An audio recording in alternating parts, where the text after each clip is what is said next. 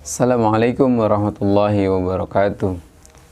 Hamdan wa syukran lillah, salatan wa salaman ala rasulillah, amma ba'du. Anak yang salih dan salihah, alhamdulillah kita bersyukur kepada Allah. Allah zat yang maha pengasih lagi maha penyayang, senantiasa memberikan nikmatnya kepada kita.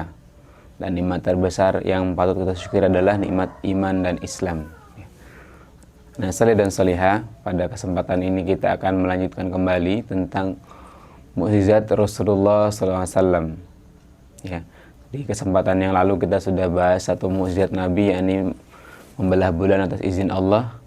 Maka pada kesempatan ini kita akan membahas tentang mukjizat Rasulullah SAW ketika perang Khandaq. Perang Khandaq ini termasuk dinamakan juga perang Ahzab. Kenapa dinamakan perang Ahzab? Karena perang ini adalah gabungan. Ahzab itu gabungan-gabungan ya, dari beberapa kelompok. Jadi terdiri dari suku Ghatafan, kemudian kaum kafir Quraisy, orang Yahudi ya. Mereka semua bersekutu sampai jumlahnya sekitar 10.000 pasukan. Dan Syekh Syafiur Rahman Al-Mubarakfuri ya, dalam kitabnya Ruhul Maktum menjelaskan penduduk Madinah itu dari yang kecil sampai yang tua itu tidak ada 10.000. Dan ini kaum muslimin Madinah diserang oleh 10.000 pasukan. Makanya Rasulullah SAW ketika itu Rasulullah bermusyawarah dengan para sahabat bagaimana cara menghadapi pasukan sekutu ini ya. Kemudian ada seorang sahabat dari Persia yang namanya Salman Al-Farisi. Dia mengatakan, "Ya Rasulullah, dulu kami ya di Persia, kalau kami diserang ya yang pasukannya banyak atau kami belum siap, maka kami akan membuat parit sebagai benteng." Kemudian usul ini pun disepakati oleh para sahabat dan Rasulullah. Rasulullah membuat ya parit. Jadi kalau ini Madinah ya, maka sebelah kanan kiri ya, barat, timur itu sudah ada tempat yang terhalang yang oleh batu-batu yang tajam, pegunungan. Nah, kemudian dari sebelah utara ini satu tempat yang terbuka. Makanya Rasulullah kemudian membuat parit di tempat ini di sisi utara Madinah. Mereka membuat parit yang luasnya 4 meter, 4,6 meter ya, harus luas biar kuda tidak bisa masuk, tidak bisa melompat. Kemudian dalamnya 3,6 meter. Setelah itu Rasulullah membagi setiap 10 orang dia menggali parit ya, 7 sampai 10 meter panjangnya. Terus dibagi. Nah, ketika itu Madinah musim dingin ya, sangat dingin sekali. Kemudian musim paceklik ya, susah untuk mendapatkan makanan.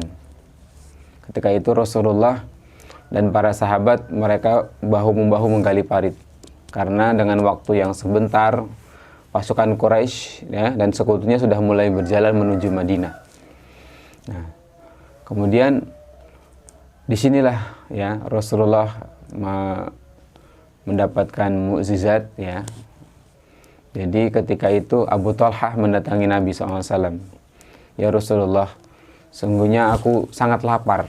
Jadi Abu Talhah ini mengadukan dia sangat lapar. Bahkan dia memperlihatkan perutnya itu diganjel batu ya. Kemudian kata Nabi, "Saya juga sama." Kemudian Rasulullah pun memperlihatkan perutnya pun ganjel dengan 2 batu. Jadi 2 batu kemudian diikat dengan kain untuk menahan perutnya biar laparnya mereda ya, tidak begitu lapar sekali. Kemudian Jabir ya, sahabat Jabir radhiyallahu an melihat itu, kemudian dia pulang. Kemudian pulang dia menemui istrinya, "Ya, wahai istriku, ada enggak makanan di rumah?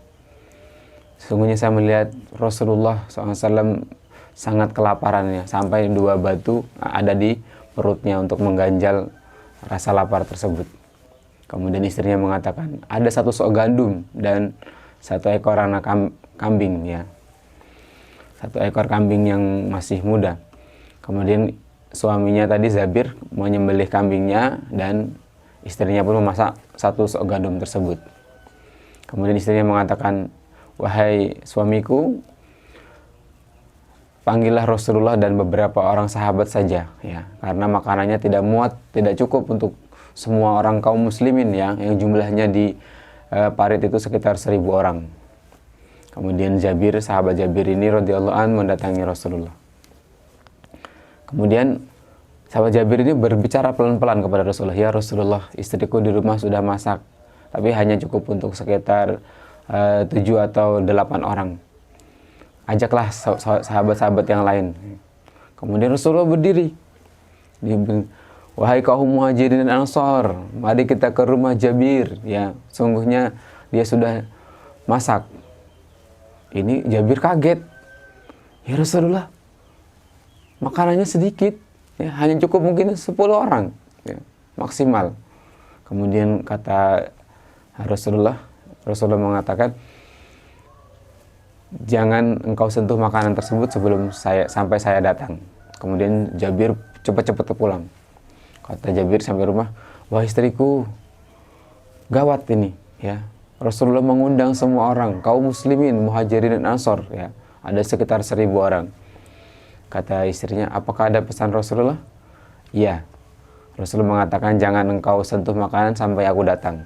Kata istrinya, "Oke, kita tunggu Rasulullah." Kemudian Rasulullah datang dengan para sahabat yang lain. Kemudian Rasulullah mendoakan daging, ya, kambing yang sudah dikari tadi, ya, dimasak kari yang ada kuahnya. Kemudian rotinya, gandum tadi sudah menjadi roti. Kemudian Rasul doakan, kemudian dipanggil setiap 10 orang makan, ya, makan nambah kenyang, ya, karena kaum muslimin ini sudah beberapa hari tidak makan, ya, tidak mendapatkan makanan karena mereka tidak bisa bekerja, mereka harus membuat parit. Terus 10 orang masuk gantian, terus sampai semuanya 1.000 orang itu makan. Dan ternyata makanan, ya, daging tadi, karinya sama rotinya tidak berkurang, ya. Bahkan itu, ya, bisa dibagikan ke penduduk Madinah, ya. Mereka itu, makanan itu cukup untuk penduduk Madinah. Masya Allah.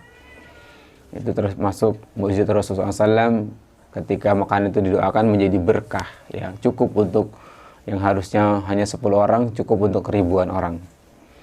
Kemudian ada kisah menarik juga, ya, dari Nu'man bin Bashir. Jadi saudara Nu'man bin Bashir ini pergi ke penggalian parit, ya. Kemudian dia ingin mendatangi suaminya dan pamannya, ya. Mendatangi ayah dan pamannya, ya. Kemudian dia membawa satu genggam kurma, ya, untuk makan ayah dan pamannya tersebut, ya, Nu'man bin Bashir. Kemudian dia bertemu dengan Rasulullah, kemudian Rasulullah mengatakan, "Letakkan kurma tersebut di sini." Ya, Rasulullah mengeluarkan sorbannya, ya, kainnya, kemudian diletakkan kurma tersebut di kain Rasulullah. Setelah itu Rasulullah memanggil semua kaum muslimin yang ribuan ini, ya, jumlahnya 1.000 orang yang menggali parit. Kemudian mereka pun makan semua, makan kurma tersebut, ya. Ketika kurma tersebut ditaruh di sorban Rasulullah, maka kurmanya menjadi banyak sampai kurmanya itu keluar dari sorban Rasulullah karena begitu banyaknya, meluber, ya, sehingga semua orang bisa makan. Itulah Masya Allah mukjizat yang Rasulullah berikan, yang Allah berikan kepada Rasulullah, ya, makanannya menjadi berkah, ya. Itu yang dapat Pak Guru sampaikan, ya. Semoga kita dapat meneladani Rasulullah dalam kehidupan kita, mencintai beliau, ya. Seseorang akan dikumpulkan dengan orang yang dia cintai, ya, di hari kiamat kelak. Kalau kita mencintai Rasulullah, meneladani sunnah-sunnahnya, insya Allah kita dikumpulkan dengan Rasulullah SAW, ya. Makanya kita jangan salah mencintai atau mengidolakan seseorang, ya. Karena dalam hadis sahih, seseorang akan dikumpulkan dengan orang yang dia cintai, ya. Itu yang dapat Pak Guru sampaikan. Nun wal qalam wa ma yasturun. Assalamualaikum warahmatullahi wabarakatuh.